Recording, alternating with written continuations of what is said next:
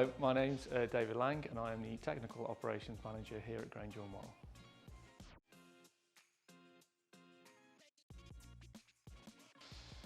Worrall. So typically I'll come in, turn on my computer and start going through emails that might have come through from late last night or in the morning. So I work with two different departments now, so our metrology department and our digital sand printing department.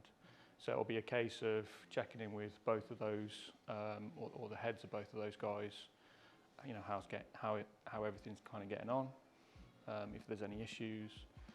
And then it's kind of trawling through then the daily tasks of, okay, need to do this, need to do this, need to do this. And one of the other things that I mainly focus on is our kind of systems development. So one of the guys that we have in our IT department, I work quite closely with. So again, we're working on a project at the moment, trying to understand how to improve our logistics software. So we're just kind of going through, okay, is this working? Is this right? Is the data correct?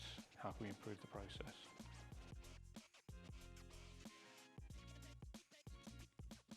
Team, okay, so in metrology we have, I think, 10 guys, 6 on day shift, 4 on night shift.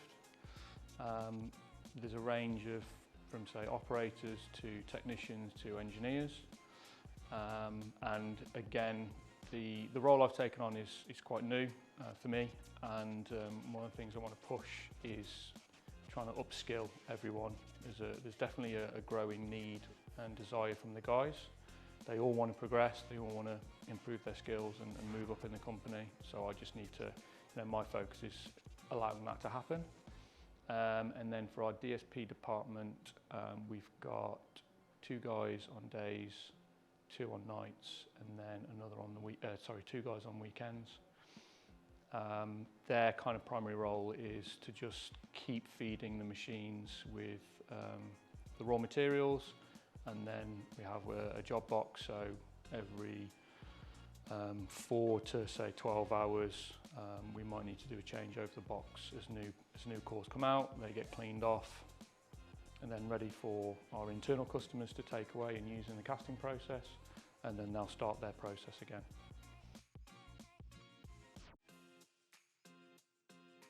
So I think, so where Grainger & Worrall has come from in the kind of near past almost, the last 10 years, it became very comfortable with the whole idea of engine blocks, cylinder heads.